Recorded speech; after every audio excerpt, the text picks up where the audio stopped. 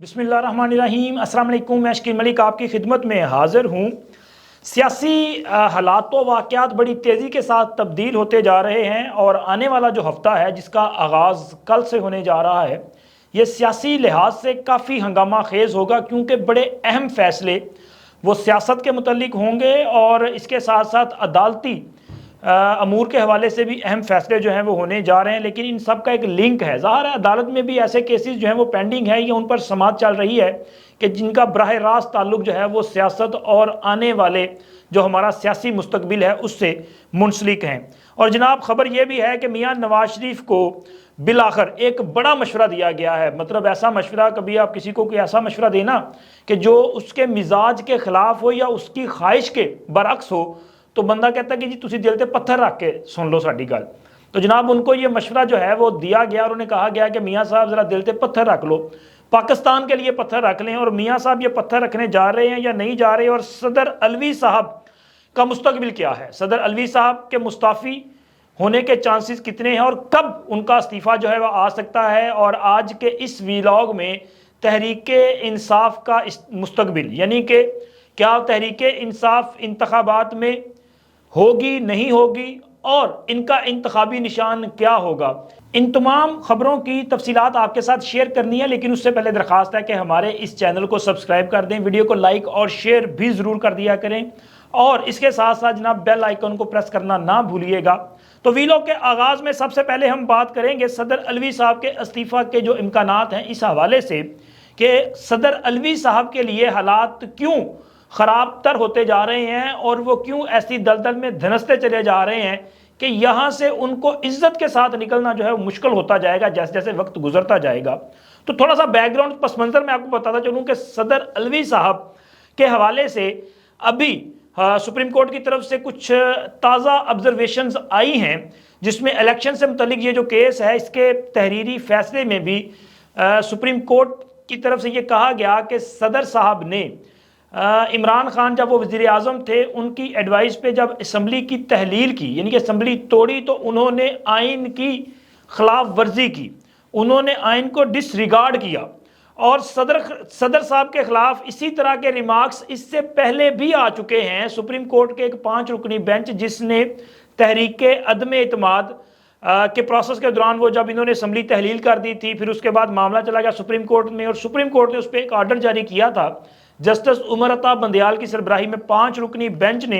यह हुक्म दिया था कि असम्बली भी बहाल की थी और साथ में कहा था कि तहरीक अदम एतमाद चूँकि असम्बली में जमा हो चुकी है, नोटिस जारी हो चुके हैं, तो लिहाजा इस पर वोटिंग कराना जो है वो आइनी तकाजा है। तो उन्होंने कहा था कि इस पर वोटिंग कराई जाए। तो लिहाजा उसमें भी सदर साहब के इकदाम को गैर आइनी करार दिया गया था। और इसके साथ साथ उस बेंच में जस्टिस मजहर आलम मियाँ खेल साहब ने ये एक नोट दिया था, अजाफी नोट, जिसमें उन्होंने ये कहा था कि इस खिलाफ वर्जी पर सदर के खिलाफ और दीगर जो लोग थे इनके खिलाफ आर्टिकल 6 के तहत कार्रवाई की जा सकती है। और ज़ाहिर है उन्होंने बाल जो है वो पार्लिमान की कोर्ट में फेंक दी थी। अब मौजूदा जो फैसला है इसको देखा जाए तो ये 3 रुकनी बेंच है जिसने ये फैसला दिया, जो कि मौजूदा चीफ जस्टिस साहब की सरबराही में है। और पिछला बेंच तो मजमूई तौर पे 8 जजेस ने सदर आरफ अलवी को आइन की खिलाफ वर्जी का मुर्तकब करार दिया है और उनके खिलाफ सख्त ऑब्जर्वेशंस आई हैं। अब इसी तरह की ऑब्जर्वेशन माजी में एक वक्त था कि जब जस्टिस कयूम साहब का एक ऑडियो स्कैंडल सामने आया था। उस ऑडियो स्कैंडल के बाद उनके खिलाफ मामला चला गया सुप्रीम कोर्ट में और सुप्रीम कोर्ट ने एक केस में उनके खिलाफ ऑब्जर्वेशन दी थी। तो उन सिर्फ ऑब्जर्वेशन के बुनियाद पर मलक कयूम साहब ने अपनी जो अपना ओहदा था, यानी कि लाहौर हाई कोर्ट के सीनियर जज थे उस वक्त, उन्होंने इस्तीफ़ा दे दिया था। और इसी तरह की और कई मिसालें भी मौजूद हैं कि जब अदालत की तरफ से कोई इस तरह की ऑब्जर्वेशन आती हैं तो लोग ओहदों से अलग हो जाते हैं। अब सदर अलवी साहब, अब आप सोचेंगे पिछले तकरीबन 2 साल से उनके खिलाफ सख्त ऑब्जर्वेशन आई है, लेकिन अभी तक वो ऐवान सदर में मौजूद हैं। उनकी टर्म भी मुकम्मल हो चुकी है, लेकिन चूंकि आइन का ये एक रायत है आइन में कि अगले सदर के इंतखाब तक वो ऐवान सदर में रह सकते हैं। तो सदर साहब के खिलाफ इतनी सख्त ऑब्जर्वेशन, वो अभी तक ऐवान सदर में बैठे हैं। मुझे ये लगता है कि सदर साहब को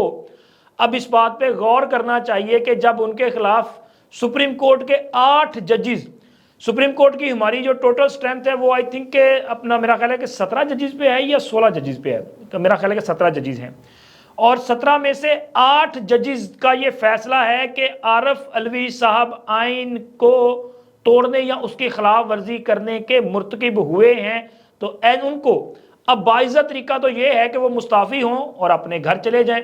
لیکن المیہ یہ ہے کہ تحریک انصاف سے جو بھی وابستہ ہوا عمران خان کے ساتھ جس نے وہ کہتے ہیں نا بہ کے روٹی کھا لی ہوئے کسی طرح اثر ہو جاتا ہے، تو جناب جو بھی عمران خان کے قریب ہوا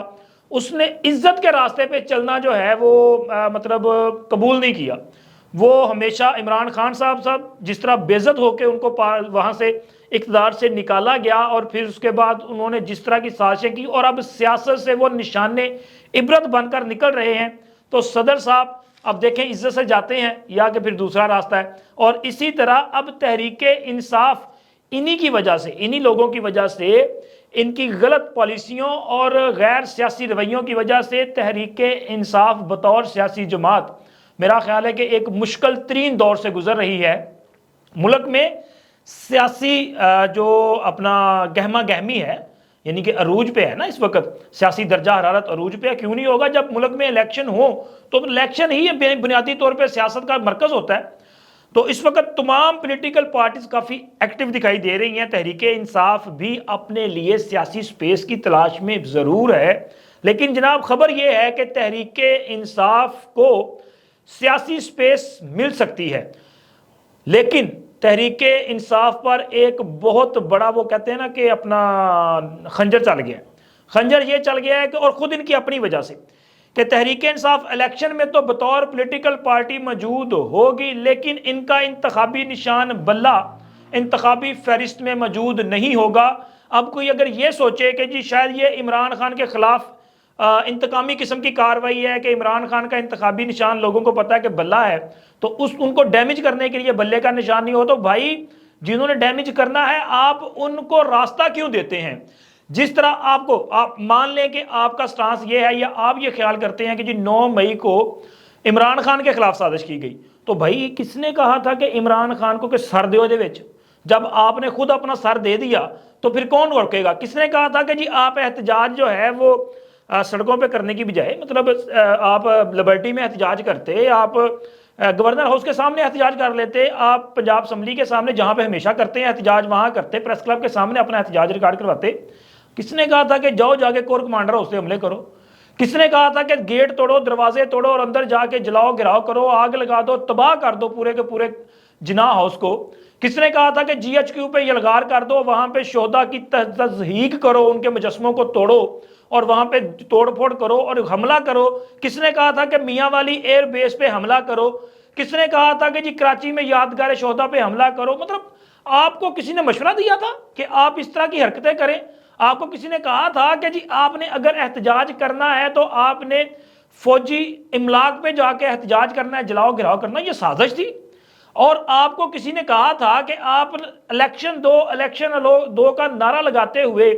اور سازش آپ یہ رچا کے جائیں کہ جی اس کو ہم نے آرمی چیف نہیں بننے دینا، اور آپ مارچ کرتے پھرو اور آپ پورے ملک کو جو ہے وہ لاک ڈاؤن کرنے کی دھمکیاں دیتے پھرو۔ جب ایسی سازشیں کریں گے تو پھر ظاہر ہے آپ نے خود جواز دیا۔ اب 9 مئی کو کیسے کوئی ہضم کر سکتا ہے؟ اگر 9 مئی کو ہضم کیا گیا تو میں بار بار کہتا ہوں کہ بھائی پھر یہ راستہ اوپن ہو جائے گا،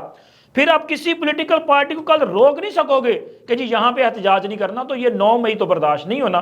اور اس کی تصدیق تو اب ایک اور آ گئی نا، صداقت عباسی صاحب کا ابھی جو تازہ انٹرویو ہے یہ سلیم صافی صاحب کے ساتھ، ایک تو جناب اس میں وہ ابھی تک وہ کتنے کرب سے گزرے ہوں گے کہ وہ جذباتی ہو جاتے ہیں، اپنی والدہ کا ذکر کرتے ہوئے رونا شروع کر دیتے ہیں۔ لیکن خیر اس میں ایک نئی چیز سامنے آئی ہے کہ شیخ رشید صاحب تو چلے پہ گئے تھے اور صداقت عباسی صاحب جو ہے شمالی علاقہ جات کی سیر کو گئے تھے، تو وہاں پہ ذرا زیادہ دن لگ گئے، اور انہوں نے اپنے اس انٹرویو میں ایک تو انہوں نے یہ بہت وضاحت کے ساتھ کہا ہے کہ بالکل یہ باتیں وہ سنتے رہے ہیں کہ جی ان کے دور حکومت میں بزدار صاحب جب چیف منسٹر تھے تو پنجاب میں کرپشن کا بازار گرم تھا، ایسی باتیں وہ تب بھی سنتے رہے، یعنی کہ اس وقت کے D G I S I کی رپورٹ پھر درست تھی، یہ وہ تسلیم کر رہے ہیں۔ اور جناب 9 मई کے حوالے سے وہ کہتے ہیں کہ جی پارٹی میں 2 گروپ تھے، ایک مفاہمت کا اور دوسرا مزاحمت کا، اور بدقسمتی سے مزاحمتی گروپ نے یہ سارا گل کھلایا اور یہاں تک معاملات کو لے کے گئے۔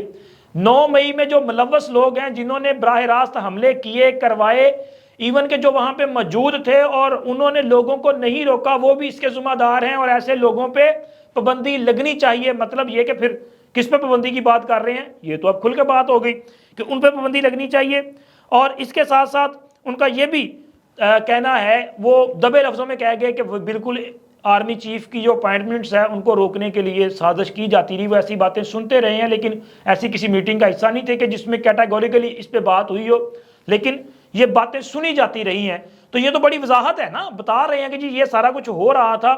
تو اب تحریک انصاف جو ہے انہوں نے اس سے بڑھ کے ایک اور کام بھی کیا ہے۔ یہ جو بلہ نہیں نہ ہوگا اس کی میں آپ کو بتا رہا ہوں کہ بلہ اس لیے نہیں ہوگا کہ تحریک انصاف نے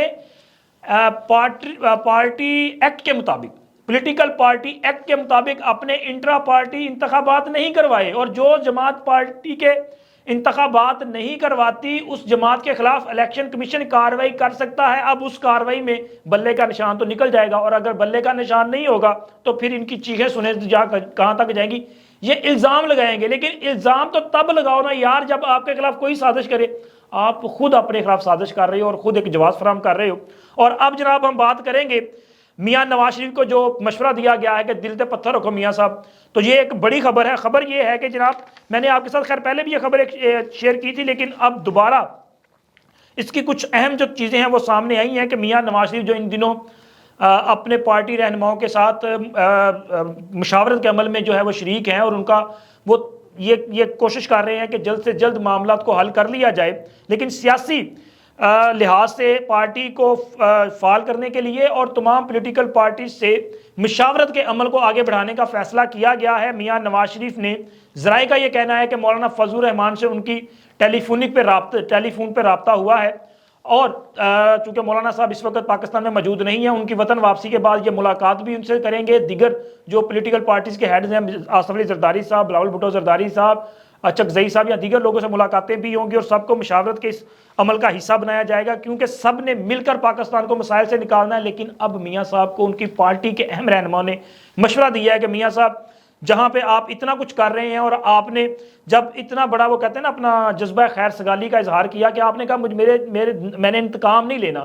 تو لہٰذا آپ باضابطہ طور پہ تحریک انصاف کو بھی اس سیاسی پروسیس کا حصہ بننے کی دعوت دیں، ان سے بھی مشاورت کی جائے۔ لیکن بات وہی ہے، 9 مئی والے شامل نہیں ہوں گے، باقی لوگوں کو جو ہے وہ میاں صاحب دعوت دے سکتے ہیں۔ ظاہر ہے دل پہ پتھر رکھ لیا تو یار یہ بھی کوئی بڑی بات نہیں ہے، تو یہ ایک اچھا جو ہے جسٹر جائے گا اس سے میاں صاحب کی دعوت سے، اور پاکستان میں سیاسی جو رواداری ہے، مفاہمت ہے، وہ آگے بڑھے گی۔ سیاست میں آپ ایک دوسرے کی سیاسی جو ایجنڈا ہے اس کی مخالفت کریں، لیکن پاکستان کے خلاف سیاست کو کسی صورت قبول نہیں کیا جا سکتا۔ اب تک کے لیے اتنا ہی، ملتے ہیں اگلی ویڈیو میں، اللہ حافظ۔